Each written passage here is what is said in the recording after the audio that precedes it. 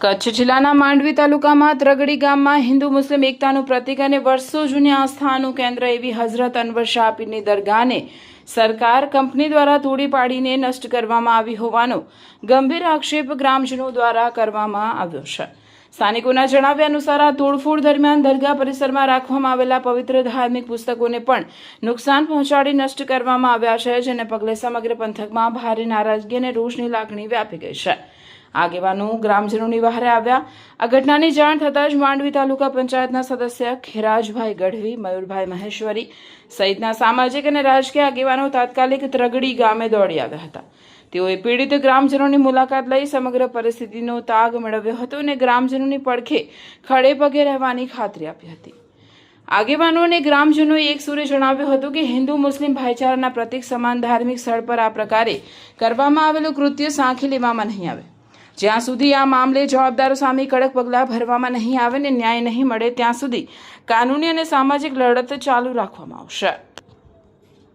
નમસ્કાર, આજે અમે આવ્યા છીએ માંડવી તાલુકાના ત્રગડી ગામે, જ્યાં એચપીસીએલ કંપનીએ જે પોતાની મનમાનીથી અને સરકારની દલાલી સાથે જે અહીંયા મુસ્લિમ સમાજની એક અનવર શાહ પીરની જે દરગાહ આવેલી છે, એ દરગાહને રાતોરાત કોઈની પરવાનગી મંજૂરી વગર ગામ લોકોને વિશ્વાસમાં લીધા વગર તોડી નાખેલ છે, જેમાં ધાર્મિક પુસ્તકોને પણ નષ્ટ કરેલ છે અને આખું દરગાહ જે કબર કહેવાય, લોર કહેવાય, ત્યાં સહિતનું નષ્ટ કરેલ છે। તો અમે આ લોકોને કહેવા માંગીએ છીએ કે આ આપણે લોકશાહી છે, અહીંનું આ ભારત દેશની લોકશાહી છે, કોઈને જીવવાનો પણ અધિકાર નથી આ ભાજપ સરકારમાં। અને મને તો એ પણ જાણવા મળ્યું અહીંના સરપંચ દ્વારા કે એ લોકોએ ત્યાંના ધારાસભ્યને પણ વાત કરી, ત્યાંના ધારાસભ્યએ પણ ખાતરી આપી હતી, તેમ છતાં પણ મામલતદાર સાહેબ હોય કે આ કંપની હોય કે કંપનીના જે પણ દલાલો હોય, એ લોકોએ રાતોરાત આ દરગાહે તોડેલ છે। તો અમારી માંગણી છે કે આ દરગાહ અમે જે જગ્યાએ ઊભા છીએ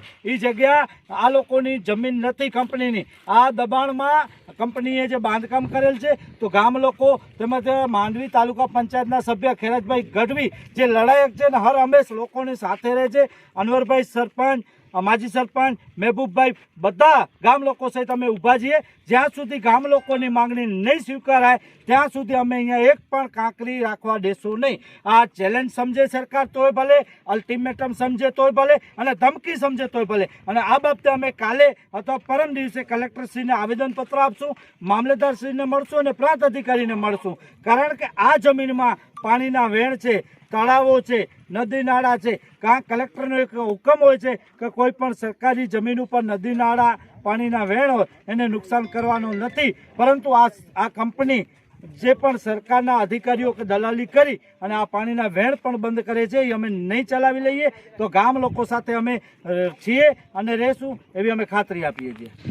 ખેરાજભાઈ, આજે આપના વિસ્તારમાં જ્યારે આવ્યા છો ત્રગડી ગામમાં, શું છે સત્ય હકીકત અને શું છે પરિસ્થિતિ? જો આ જે કંપનીઓ છે એ ગામની ધર્મની જગ્યાઓ હોય, સરકારી ગૌચર હોય, અને એ તોડવા માટે અને આ જે અહીંયાની જે વસ્તુ જે છે, જમીન છે, એ હડપ કરવા માંગે છે અને માણસોની ધાર્મિક લાગણી દુભાય એ પ્રકારનું વર્તન કરી રહી છે।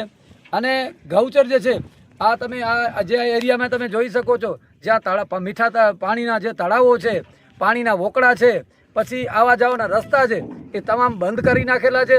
અને અહીંયાના સ્થાનિક લોકોને દમનકારી નીતિથી જે અંગ્રેજો પણ નહોતા કરતા એ પ્રકારે આ સરકાર અહીંયાનો પ્રશાસન કરી રહ્યો છે। પણ હવે સમય આવી ગયો છે કે તમામને જાગવાનો છે અને પ્રજા જો જાગશે ને આ લોકોને જડબાતોબ જવાબ મળે અને આ જે વસ્તુ કરી છે એના માટે હું આ લોકોને પણ કહું છું, ગામજનોને કહું છું કે લડત લ્યો, અને લડત લેતો તો આ લોકશાહી છે અને બંધારણે અધિકારો આપેલા છે, એના માટે લડો અને તમારા સુખ દુઃખ સાથે અમે સાથે રહેશું। અને આને અન્યાય થયો છે, જ્યાં સુધી ન્યાય નહીં મળે ત્યાં સુધી અમે લડત ચાલુ રાખશું।